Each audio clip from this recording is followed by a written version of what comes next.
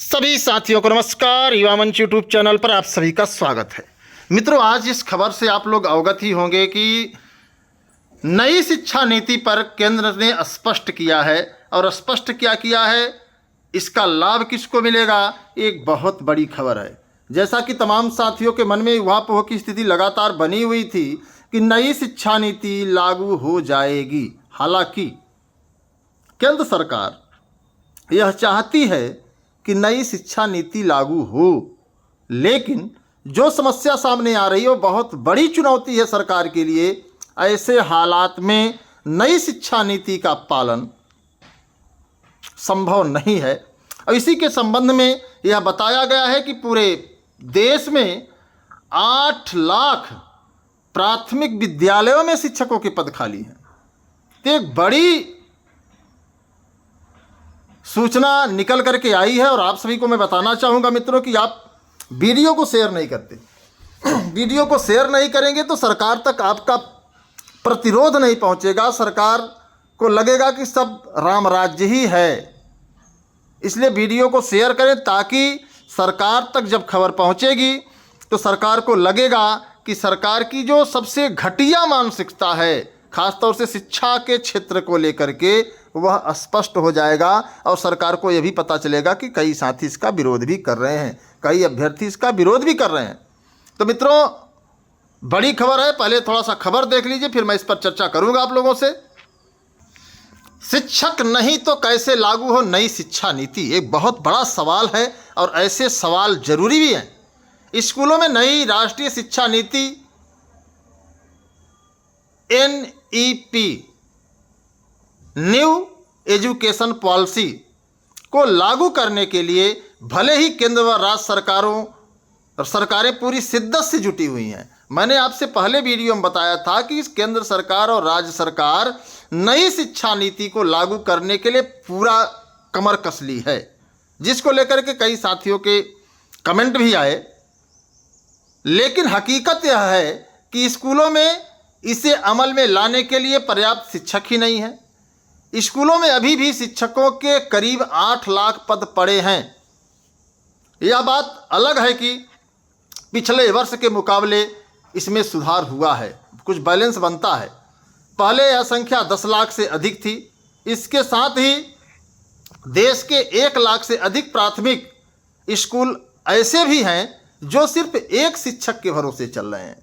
देश में 1 लाख से अधिक प्राथमिक विद्यालय ऐसे हैं जहां पर सिर्फ और सिर्फ एक शिक्षक हैं। स्कूलों में नया शैक्षणिक सत्र शुरू भी हो गया है अप्रैल से।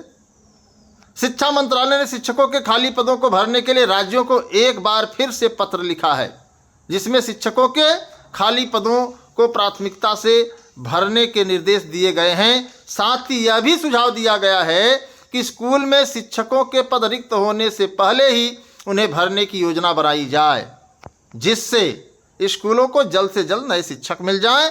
मंत्रालय का मानना है कि स्कूलों में शिक्षकों के पदों का खाली होना एक सतत प्रक्रिया है, लेकिन यदि 3 महीने में सेवानिवृत्त होने वाले शिक्षकों का ब्यौरा जुटाया जाए, वह खाली होने वाले पदों पर भर्ती की प्रक्रिया को पहले से शुरू कर दिया जाए, इससे संकट से बचा जा सकता है। शिक्षा मंत्रालय की ओर से संसद को सौंपी गई एक रिपोर्ट के मुताबिक देश में वैसे भी तो शिक्षकों की कुल संख्या 98 लाख है। इनमें से करीब 8 लाख पद अभी भी खाली हैं। सबसे अधिक पद बिहार, झारखंड, मध्य प्रदेश, बंगाल में खाली हैं। उत्तर प्रदेश का नाम नहीं है।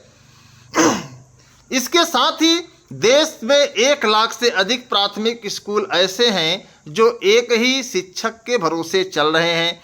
एक शिक्षक के भरोसे स्कूलों की जो सूची में बिहार की स्थिति बाकी राज्यों से थोड़ा अच्छी है।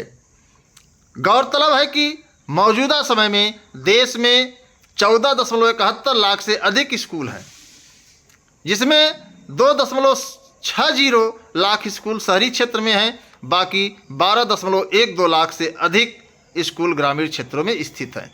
अब देखिए कहाँ पर कितने पद रिक्त हैं, थोड़ा सा इसका डाटा भी आप देख लीजिए।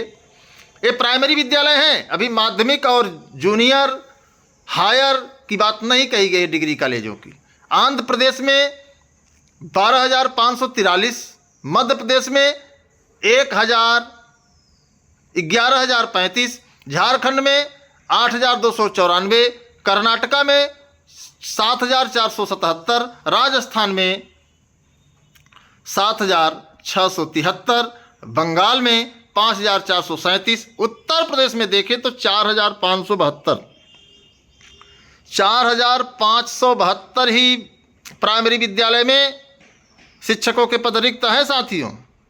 हिमाचल प्रदेश में 3,03,365 और छत्तीसगढ़ में 5,520। ये आंकड़ा जो आप देख रहे हैं, इससे देश में 1 लाख से अधिक प्राथमिक स्कूल में सिर्फ एक ही शिक्षक के भरोसे विद्यालय चल रहे हैं। स्कूल में सबसे अधिक आंध्र प्रदेश, मध्य प्रदेश, झारखंड के स्कूल शामिल हैं। आप ध्यान से देखिए। तो अब कैसे लाभ मिलेगा, इस पर हम चर्चा करेंगे। वीडियो को शेयर जरूर करें। अब सवाल यह उठता है कि आखिरकार सरकार इन पदों को कैसे भरेगी। उत्तर प्रदेश में कहा जा रहा है कि शिक्षकों के पद बहुत कम खाली हैं। तो शिक्षा नीति कैसे लागू होगी जो नई बनी है?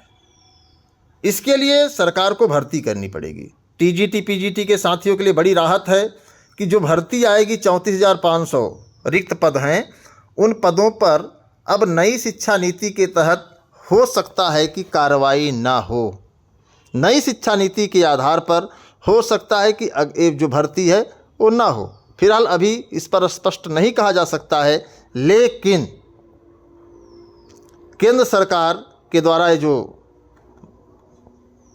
मंत्रालय से पत्र आया है, इस पत्र से कहा जा सकता है कि जो अगला विज्ञापन आएगा वह भी पुरानी ही नियमावली से आना चाहिए, क्योंकि जब तक शिक्षक नहीं होंगे तब तक शिक्षा नीति लागू नहीं हो सकती। तो एक बड़ी खुशखबरी भी मान सकते हैं, या हो सकता है एक नई उम्मीद कि नई शिक्षा नीति का आपको सामना नहीं करना पड़ेगा। आइए बात करते हैं जीआईसी-एलटी प्रवक्ता जीडीसी के विज्ञापन को लेकर के। जैसा कि आपको पता है कि जीआईसी-एलटी का अध्याचन लोक सेवा आयोग तक पहुंचा दिया गया है। इसकी पुख्ता जानकारी है कि लोक सेवा आयोग को अध्याचन मिल चुका है। लगभग अगर सारे पदों को जोड़ा जाए तो 10,000 पद से अधिक पद रिक्त हैं, क्योंकि इसके कुछ पहले भी पद थे। 9,000 पद तो आपके सामने गया है, कुछ पद पहले थे, तो सभी पदों को मिलाकर 10 से 12,000 पद मिल सकते हैं। और इस पर लोक सेवा आयोग को अध्याचन प्राप्त होते ही कार्य शुरू कर देना चाहिए, और युवा मंच टीम के द्वारा इस पर बहुत जल्द मामले को संज्ञान में लेने की एक कवायद शुरू की जा रही है। और उम्मीद यही है कि हम लोग जल्द से जल्द विज्ञापन जारी करवाने में भी सफल होंगे। अगर हम बात करें टीजीटी पीजीटी की परीक्षा की, तो मित्रों एक शब्द मैं कहना चाहता हूं कि केंद्र मिले हैं कि नहीं मिले हैं, कॉपी पेपर छपा है कि नहीं छपा है, ये आपकी समस्या नहीं। आपकी समस्या सीधे सीधे कि आप तैयारी किए नहीं। आप तैयारी किए हैं तो आपकी परीक्षा निश्चित समय पर होगी, जिस तरीके से असिस्टेंट प्रोफेसर की परीक्षा नियत समय पर हो रही है। इसलिए बहुत ज़्यादा परेशान होने की जरूरत नहीं है, बहुत ज़्यादा हताश और निराश होने की जरूरत नहीं है। लगे रहिए मन से, मिशन आपका जरूर पूरा होगा। और जो भी साथी वीडियो को देख रहे हैं सभी से अपील है कि आप वीडियो को शेयर करें। परीक्षा केंद्रों को लेकर के मैंने कल आपसे बताया ही था, तो परीक्षा केंद्र अंदर जनपदी हो, ये बेहतर होगा ताकि भ्रष्टाचार को रोका जा सके। और आप लोगों के विचार में अगर कोई राय है, आपके मन में कोई सवाल है, तो आप कमेंट बॉक्स में जरूर बताएं। उम्मीद करता हूं कि अगले वीडियो में आपके कमेंट्स का सारा उत्तर मैं दूंगा। तो धन्यवाद, नमस्कार। मैं आपके संघर्षों का साथी अनिल सिंह, युवा मंच।